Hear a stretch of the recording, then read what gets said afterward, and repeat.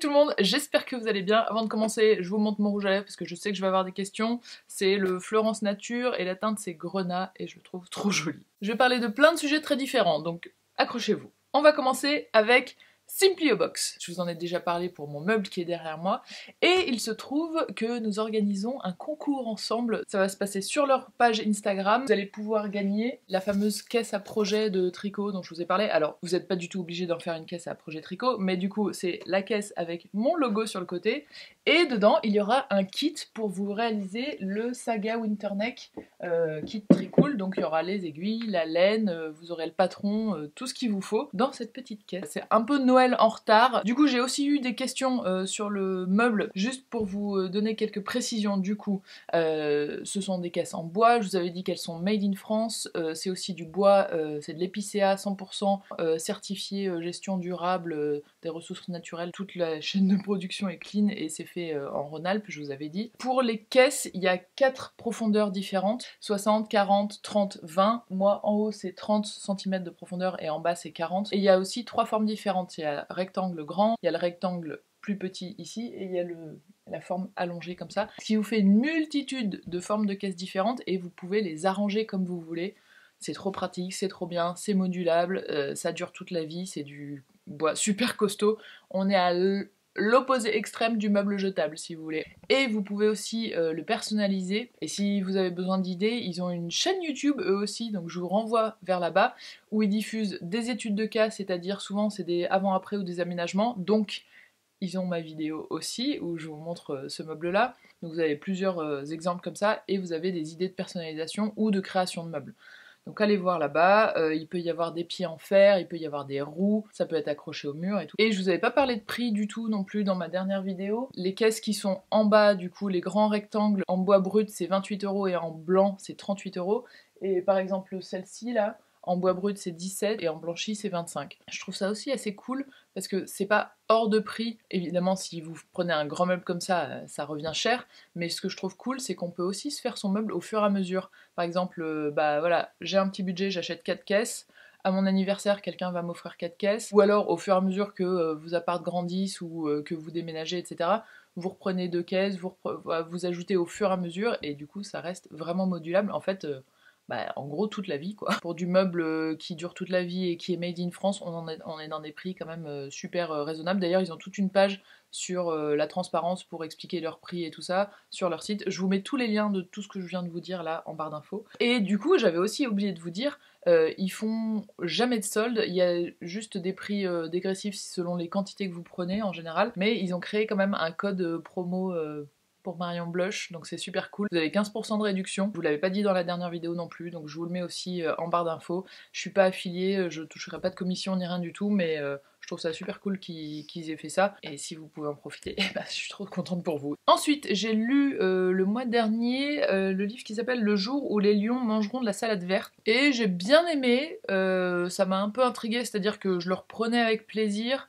J'ai été un petit peu, je vous raconte rien parce que voilà, moi j'aime pas qu'on me raconte, mais j'étais un peu déçue par la fin. On va dire que je m'attendais à un truc plus novateur ou plus original un petit peu pour la fin. Sinon, je suis en train de lire, je l'ai pas encore terminé, Yoga, une histoire monde, qui ressemble à ça, de Marie Coq. C'est hyper intéressant et c'est sur comment le yoga est devenu aussi présent et aussi omniprésent, même presque, dans les sociétés européennes occidentales, en gros, même aux États-Unis et tout, qui est vendu l'image du yoga et la réalité, et comment ce truc-là, et qui est parti de l'Inde, est arrivé dans nos sociétés occidentales, et comment il séduit autant de monde. C'est un regard à la fois critique, et en même temps, Marie Coq explique bien qu'elle est journaliste, mais elle fait aussi du yoga, elle adore ça, elle a passé ses trucs pour être prof de yoga, donc vraiment elle est... c'est pas du tout ah le yoga c'est horrible, elle adore aussi le yoga, mais c'est assez original entre guillemets de... Enfin moi j'avais jamais rien lu sur les vraies origines du truc, il y a aussi tout le côté un peu commercial évidemment, et c'est très très intéressant. Ensuite je me suis remise, vous voyez ma magnifique coiffure n'est-ce pas, à essayer de prendre un peu plus soin de mes cheveux parce que bah j'avoue depuis le confinement en fait, bah, le maquillage, là je me suis repimpée, mais le maquillage c'est un petit peu passé à la trappe, et la coiffure pareil, bah je me fais des Un peu moins joli que ça même, hein. En général je me tire les cheveux, je me fais un chignon un peu serré et je les oublie pendant toute la journée et du coup ils sont pas genre les boucles, le mouvement qu'ils ont et tout, c'est pas la folie, donc j'essaye d'en reprendre un petit peu plus soin et j'ai réessayé le beurre de karité de chez Caretic sur mes cheveux et vraiment c'est vraiment un produit qu'ils adorent. J'ai essayé d'autres beurres de karité avant et franchement celui de Caretic c'est le seul que je trouve aussi agréable. Il est pas raffiné, il est naturel, Caretic comme son nom l'indique, ils ont en plus une démarche sociale et tout que je trouve vraiment super cool et leur beurre de karité il est génial donc je vous le redis aussi. Ensuite, alors ouais, je voulais vous parler du self-care, s'occuper de soi-même parce que c'est un truc où j'ai essayé de plus un peu m'écouter entre guillemets. Je vous avais parlé à la fin de l'année dernière, genre fin novembre-décembre, que j'avais un coup de mou de fou, j'étais crevée. Ouais, trouver la motivation, le temps et tout, c'était pas forcément évident. Et du coup, là, pour le début de l'année, ça s'est un petit peu calmé mon activité, heureusement. Et puis je me suis un peu détendue et surtout, je me suis dit, il n'y a pas de. On se déstresse. J'ai fait plein de lancements très cool pendant que j'avais un semestre en cours assez intense, plus les vidéos, etc. Bref, il y avait plein d'échéances qui me paraissaient importantes, etc. où j'ai donné beaucoup de temps. Et du coup, là, je me détends beaucoup. Peut-être un petit peu trop. Non, non, c'est jamais trop. Mais pendant quelques semaines, mois, je me dis, cool, il y aura peut-être pas une vidéo toutes les semaines. Et ben, c'est pas grave. Donc là, à partir de maintenant, je pense que je pars sur plutôt tous les 15 jours. Il y aura peut-être pas de lancement très cool en mars, et ben c'est pas très grave. Il n'y a pas de nouveaux produits très cool pour le mois de janvier. J'ai fait le kit débutant et j'ai remis le kit qu'il y avait avant. Et ben tant pis. Voilà, je me suis beaucoup pris la tête en novembre en me disant il faut que je propose absolument quelque chose de nouveau, etc. J'ai tricoté plein de trucs qui n'ont servi à rien parce que c'était pas beau à la fin. Donc je me suis dit calme-toi. Le jour où tu sors un truc, c'est vraiment top, mais t'as pas besoin de faire des nouveautés tout le temps.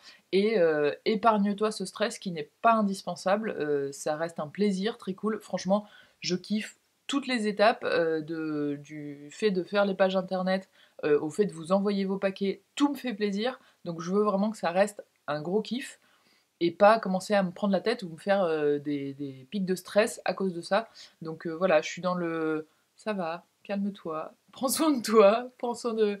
Je pratique le self-care en ce moment, et ben c'est assez agréable. Je vous dis pas que j'ai absolument tout révolutionné chez moi, mais j'essaye de me forcer à ralentir un petit peu et voilà, ne pas s'obliger, ça peut faire du bien aussi. Je vous ai parlé de ma redécouverte de la F1 et que j'étais une grosse fan. Alors j'étais assez contente parce qu'il y en a plusieurs parmi vous qui m'ont dit que j'étais pas la seule. Du coup, j'ai trouvé un podcast qui s'appelle Beyond the Grid, au-delà de la grille. C'est un anglais qui interviewe des gens du monde de la F1.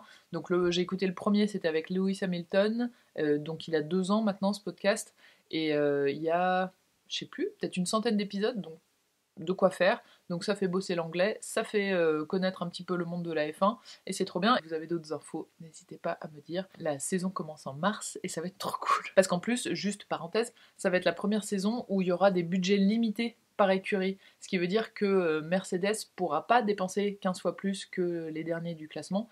Et donc ça va remettre tout le monde à pied d'égalité. On reviendra à peut-être quelque chose de plus sportif entre guillemets. Ensuite, sur Arte, il est encore en replay, donc n'hésitez pas à aller le voir. Le film Arlington Road, que j'avais vu au cinéma quand il est sorti en 1999, les amis. Il a pas fait un très grand bruit ce film, j'avais beaucoup aimé quand je l'avais vu au cinéma, et là il repassait, je me suis dit, oh, oula, 20 ans plus tard, est-ce que je vais encore trouver ça bien, ou est-ce que je vais, comme beaucoup de films que j'avais beaucoup aimé quand j'étais jeune, je les revois et je fais, bof, et ben non, là j'ai re-bien aimé, je ne me souvenais pas du tout de plein de détails de l'histoire, donc ça m'a fait vraiment plaisir de le redécouvrir. Et il y a Jeff Bridges dedans, et Jeff Bridges c'est un petit peu un acteur chouchou, donc n'hésitez pas à aller le voir, il est très bien. C'est un tout petit peu long, mais moi j'ai trouvé ça top. Après, ah oui, oh là là, ça m'a révolutionné la vie. Alors je reviens sur Très Cool, désolé. Donc jusque là, je n'avais pas d'imprimante. Donc pour Très Cool, pour envoyer un paquet, je faisais mon truc d'affranchissement en ligne, j'avais des PDF avec les étiquettes Colissimo, etc. J'allais au bureau de tabac, qui est à 5 minutes de chez moi, pour les imprimer. Je revenais chez moi pour les coller avec du scotch sur chaque étiquette, et je repartais à la poste, qui est juste à côté du bureau de tabac, pour les envoyer. Donc en gros, faire un envoi, quand il y avait genre une vingtaine de colis et vingtaine d'étiquettes à poster, franchement, en tout, ça me prenait une bonne heure.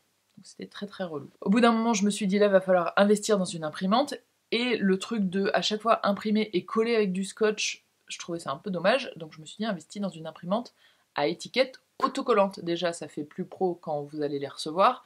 Moi, ça me fait gagner un temps fou, et ce sera chez moi. Donc en fait, je ferai mon affranchissement, je mets imprimer et l'étiquette sort, je la mets et je vais une fois, donc ça me prend 30 secondes quoi à peu près. J'ai trouvé cette petite imprimante, je voulais à la base pas l'acheter sur Amazon et puis en fait c'était quand même 4 fois moins cher par rapport à d'autres sites où j'ai trouvé des imprimantes à entre 400 et 600 euros. Je vous avoue que pour imprimer des étiquettes comme ça, mettre 600 euros le temps que ce soit rentabilisé, c'était un peu, ça me faisait un petit peu trop. Et là, j'en ai trouvé une à 100 euros. Et en plus, les autres, elles étaient pas en Bluetooth. Et moi, je voulais vraiment un truc qui soit sans fil. Parce que j'ai un Mac machin où c'est pas une clé USB, donc faut un adaptateur et tout, c'est hyper relou. Donc je voulais vraiment que ce soit sans fil. Et heureusement que j'ai fait ça parce que j'arrive pas à la coupler en Bluetooth avec mon ordi. Je sais pas pourquoi, il veut pas, il y a pas de logiciel qu'il faut. Bref. Et j'arrive à le coupler avec mon téléphone. Donc maintenant, je vais sur mon site d'affranchissement, je m'envoie le PDF sur mon téléphone, et du mon téléphone, j'arrive à imprimer les étiquettes.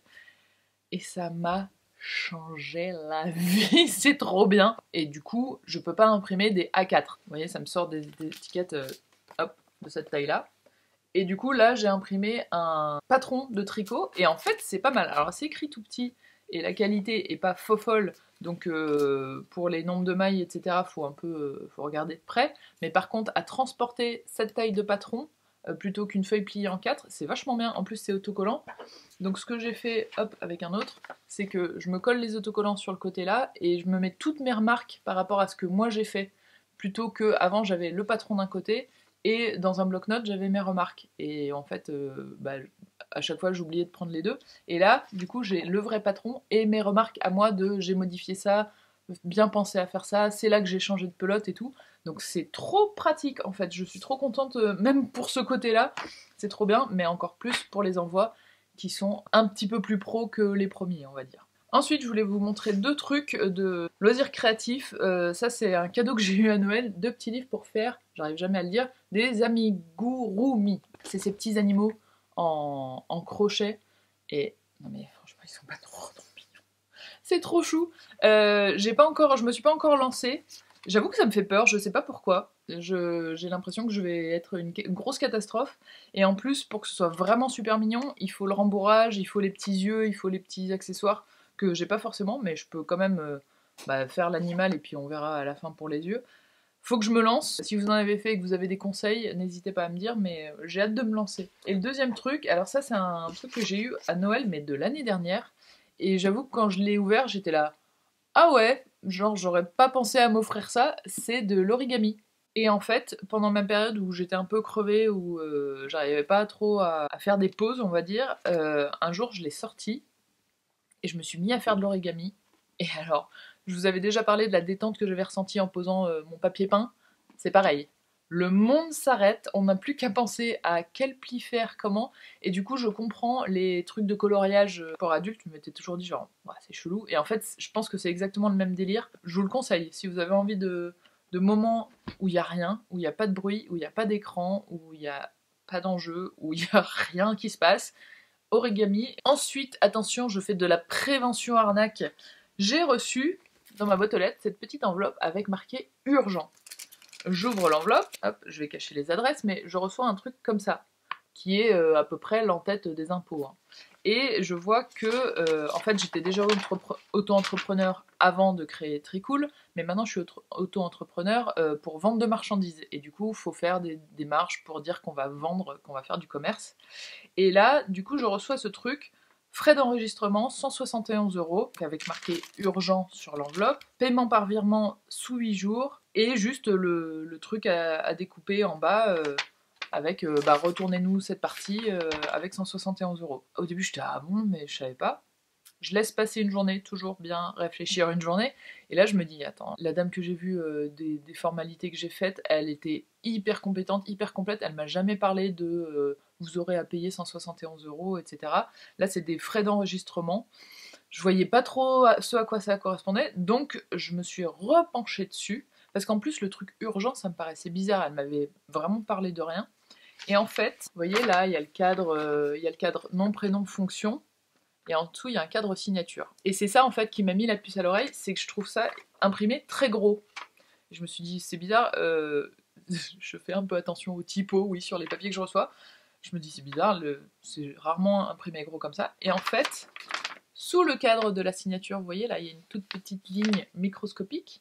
Cette offre est facultative et nous procéderons à votre enregistrement après vérification du paiement.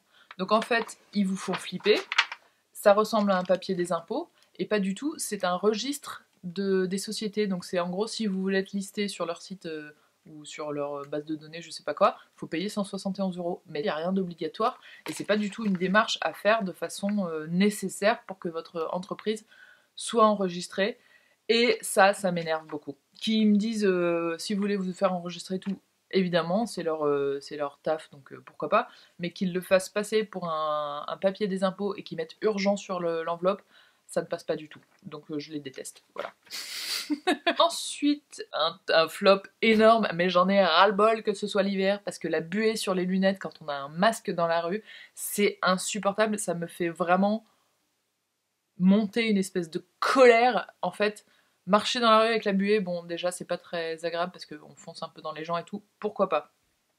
Mais c'est quand on veut regarder un truc dans une vitrine, moi je ne vois rien avec la buée, évidemment, mais je ne vois rien sans mes lunettes non plus. Donc en fait, on se sent double handicapé, en fait. C'est bah, tu vois rien ou tu vois rien, donc tu te débrouilles.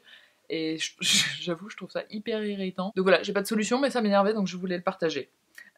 Ensuite, j'ai vu une vidéo, il y a Ben Never, dont je vous ai déjà parlé plein de fois, qui a fait une vidéo avec Oumar, et j'ai oublié son nom de famille, qui est un présentateur d'une émission qui s'appelle Moonwalk sur la chaîne YouTube de France TV Slash, et du coup, ça m'a intéressé, donc je suis allée voir un épisode de Moonwalk, et j'ai vu l'épisode avec Bilal Hassani, et je l'ai trouvé hyper bien. J'avoue, je le connaissais, je vois qui c'est Bilal Hassani, mais je l'avais pas trop vu en interview, mais dans cette interview, je l'ai trouvé hyper mûr, hyper avec un discours hyper construit, il s'exprime hyper bien, il est posé, toute la partie où il parle de coming out, je l'ai trouvé hyper sage, hyper trop bien, vraiment très très intéressant, donc je vous invite à aller le voir. C'est le seul de Moonwalk que j'ai regardé, mais j'ai beaucoup aimé ce format, donc je pense que ce sera pas le dernier. Ensuite, ah ouais, un autre truc trop bien, comme cadeau de Noël, j'ai eu un micro pour filmer mes vidéos de bien meilleure qualité qu'avant. Ça change pas tout, mais pour moi personnellement, ça me met le petit curseur un peu plus haut et c'est vraiment très très agréable. Et surtout quand je fais mes tutos de tricot où il faut que l'image soit très claire et du coup faut aussi, enfin je trouve ça encore mieux quand le son est très clair, et là j'en ai filmé 2-3 qui sortiront pas tout de suite, mais et c'est trop beau, ça fait assez pro. Ensuite, je ne sais pas ce qu'il s'est passé dans mon corps et dans ma peau, mais je me fais une réaction allergique, je pense, dans le cou. Là, d'ailleurs, c'est en train de partir tout doucement, à moins d'un énorme pic de stress, mais j'ai pas réussi à l'identifier. Mais je pense que c'est dû à un produit cheveux. C'est la première fois que je m'en servais, donc ce serait assez logique que ce soit lié à ça. Un truc qu'on se met 2-3 jours après le shampoing pour réveiller un peu les boucles. Et je m'en étais vaporisé partout, et là j'ai des boutons dans tout le cou, et j'ai le crâne qui me démange.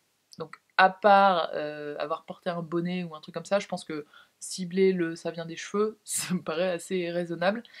Et je me mets des boutons, je vais pas vous les montrer parce que voilà, c'est pas hyper beau, mais vraiment beaucoup. Et bah, plus je grattais, plus c'était un peu à vif. Et les démangeaisons dans le cuir chevelu aussi. Alors pas au point, c'était pas toute la journée, mais par contre si je commence à me gratter, je peux me gratter tout le crâne pendant une demi-heure. Donc là je les ai touchés, faut que ça recalme. Mais en gros, moins je les touche et moins je les sens, et voilà. Donc je me suis demandé si c'était pas un pull auquel je faisais une allergie, si vraiment je me suis posé plein de questions, et ça fait déjà 10 jours surtout, donc ça me paraît long comme réaction allergique. Je me suis refait un shampoing au bout de 2 jours en me disant que c'était ce produit, je me suis fait un shampoing. Et ça met du temps à partir. Je me suis aussi aspergé le produit directement sur le bras en me disant est-ce que ça va faire des boutons, ça m'a rien fait. Donc je suis pas trop sûre que ce soit ça quand même. Mais pour essayer de calmer ça, je me suis acheté un shampoing de chez... un shampoing solide. Parce que pareil, j'en avais un peu marre de mes shampoings en bouteille. Je sais pas pourquoi. J'avais essayé les shampoings solides il y a longtemps et puis j'en étais éloignée. Je vais y revenir, je pense. De chez Pachamamaï, spécial anti-démangeaison et anti-pellicule. Et effectivement, j'avais les deux. J'avais le cuir chevelu hyper sec. Et je l'ai utilisé une fois hier. Le soulagement après, alors là ça me regrette donc c'est pas le truc miracle, mais par contre le crâne me démange beaucoup moins et juste après pas du tout de sensation de démangeaison, etc. Donc je pense que je suis sur la voie de plus avoir ces démangeaisons, mais c'est très bizarre comme truc qui s'est passé là. Faut pas que je me gratte dans le cou. Faut pas que je me gratte dans le cou. Allez, on passe à autre chose, du coup, je vais arrêter d'en parler parce que du coup, ça me démange. Ah, dernier truc aussi, j'ai regardé le Zone Interdite de M6 sur... C'était ni homme ni femme, un nouveau genre. Et c'était sur les personnes non binaires et après sur les personnes androgynes. Et en le regardant, je me suis dit, ah, c'est pas mal parce que ça vulgarise un petit peu le propos. Parmi les téléspectateurs de Zone Interdite, il y a plein de gens qui ont jamais forcément entendu parler de tout ça. Donc je trouvais ça bien. Et en fait, j'ai pas réussi à voir la fin et je trouve plus le replay. Et en tapant sur YouTube, en me disant tiens, peut-être qu'ils l'ont mis sur YouTube, je sais qu'Arte le fait avec certaines émissions, mais M6, ça n'a pas l'air d'être le cas. Je suis tombée sur la chaîne de, je crois que c'est Clo son nom, mais je vous remettrai en barre d'infos, qui est youtubeuse, je sais pas ses pronoms du coup, donc je vais dire les deux, et qui est non-binaire. Et qui dit j'ai regardé le reportage et voilà pourquoi je le trouve bof. Et en regardant sa vidéo, je me suis dit ah oui effectivement, il y a eu un gros mélange des genres, il y a eu un gros mix de plein de choses qui n'ont pas rien à voir et il y a eu beaucoup de bourdes aussi par rapport à des choses qui se font ou qui se font pas, les pronoms, les pas pronoms, etc., qui n'étaient pas forcément hyper clairs. Et j'ai trouvé sa vidéo assez bien faite et assez bien construite, donc je vous mets aussi un lien vers sa vidéo en barre d'infos. Ça y est, j'ai fini tout mon blabla. Maintenant, je vais vous parler de Netflix. Donc si vous n'avez pas Netflix, eh bien je pense que c'est le moment de nous dire au revoir parce que ça va pas beaucoup vous intéresser la suite.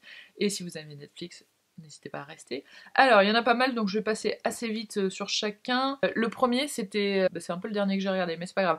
The Toys That Made Us. Je vous avais déjà parlé de The Movies That Made Us, qui était vachement bien, mais il n'y a qu'une saison, donc il y a 4 épisodes.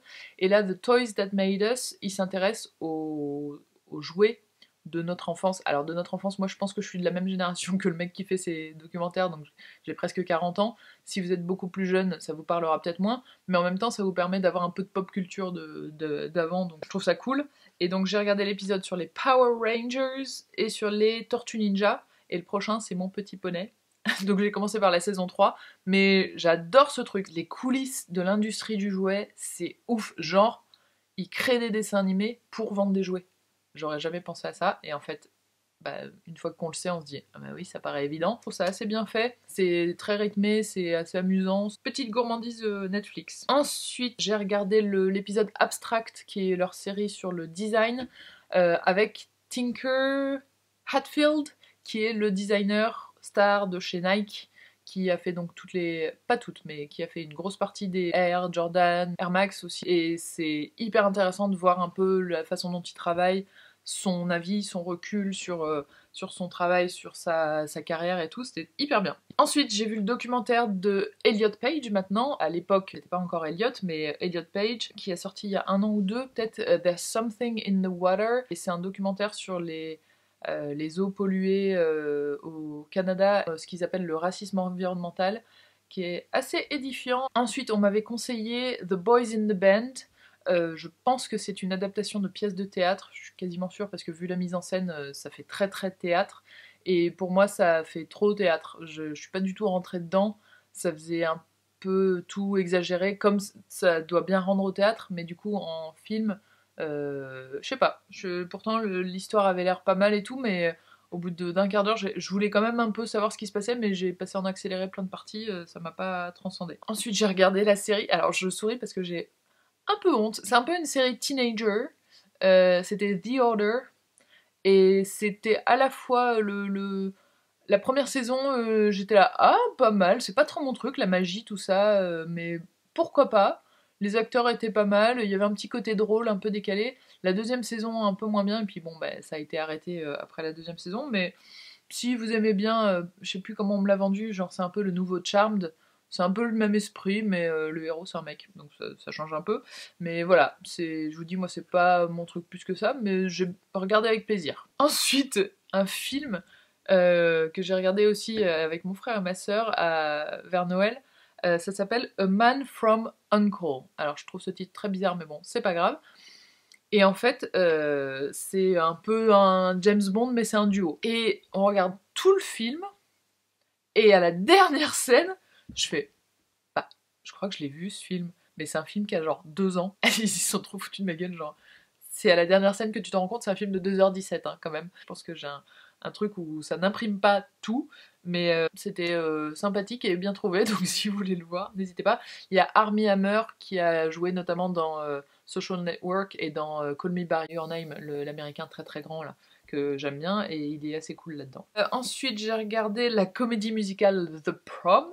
Alors, c'est de la comédie musicale, donc si vous aimez pas les chansons qui font na na na na, c'est peut-être pas pour vous, mais je l'ai regardé en tricotant et j'ai trouvé ça plutôt sympa. Il y a Nicole Kidman, il y a Meryl Streep, il y a James Corden. C'est très moderne, ça bouscule un petit peu les clichés, tout ça. Donc ouais, j'ai trouvé ça pas mal. Ensuite, j'ai regardé 300 que je n'avais jamais vu et bah c'est très beau. Esthétiquement, j'avais vu des extraits donc je me doutais un peu, mais vraiment j'ai trouvé ça pas mal. Après, moi, dans ces histoires de conflits de nations et tout, il y a toujours un moment où je décroche, où je sais plus qui est ennemi de qui et pourquoi. Mais dans 300, c'est quand même assez simple. J'ai regardé le suivant, qui s'appelle 300 quelque chose, avec Eva Green, et celui-là, alors non, ils m'ont perdu, il y avait trop de choses. J'ai beaucoup moins aimé, mais le premier, je suis contente de l'avoir vu. C'est pas mon film préféré de toute la vie, mais pour un film comme ça, j'ai trouvé ça assez beau. Il est très esthétique. Ensuite, sur les conseils d'une élève, je suis allée voir Devilman Crybaby. C'est un manga, et c'est un manga, alors quand même un peu violent, et on voit pas mal de filles assez dénudées. Donc voilà, faut le savoir, c'est pas tout public, mais c'est bien dit avant, attention, violence, etc. Je pense que c'est pour les plus de 16 ans, un truc comme ça. J'ai pas accroché plus que ça, j'en ai regardé 2, après c'est pas mon délire de fou. Et enfin, je crois que ça vient d'arriver sur Netflix parce que je l'avais jamais vu avant, mais peut-être que pas du tout. J'ai vu qu'il y avait Dawson. Et Dawson, quand moi j'avais 15 ans, bah c'est là que c'est sorti, mais quand moi j'avais 15 ans, c'était pour moi la grand-messe de la semaine, ça passait le dimanche à 17h, et pour moi le monde s'arrêtait pendant Dawson, plus rien n'existait, c'était la joie de mon week-end quoi. Et je me suis dit, bon bah, genre presque 25 ans après, ça va être super naze, c'est sûr. Donc je me suis mise à regarder le premier. Alors il y a des trucs où, bah genre, ils font beaucoup plus vieux que 15 ans, hein. Mais il y a quand même... Alors, est-ce que c'est de la nostalgie? Est-ce que c'est parce que je l'ai vécu il y a 25 ans? Ou est-ce que si je le voyais pour la première fois... Non, c'est sûr, c'est de la nostalgie. Si je le voyais pour la première fois aujourd'hui, je pense pas que ça me ferait ça, mais je le regarde avec un plaisir. Et j'étais un petit peu fan de Pacey à l'époque, et le charme marche encore, hein. Alors, souvent, je pouffe de rire, on pourrait dire, parce qu'il y a quand même des sorties un petit peu... un peu too much, on va dire, un petit peu ridicule, mais du coup ça me fait vraiment plaisir de le revoir et je le regarde avec une âme d'adolescente retrouvée et c'est assez agréable. Voilà, je n'ose même pas imaginer combien de temps va durer cette vidéo, mais c'est pas grave. J'espère que vous allez bien, du coup je vous dis à dans 15 jours pour je ne sais pas quoi, on verra. Je vous souhaite une super bonne semaine et j'espère que vous allez kiffer. Ciao!